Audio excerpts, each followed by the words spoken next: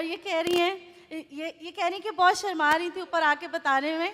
कह रही मेरी गवाही बहुत छोटी है, लेकिन मैं आपको बताती हूँ कि ये किसके लिए आई हैं। आप टर्न करें उधर, देखें।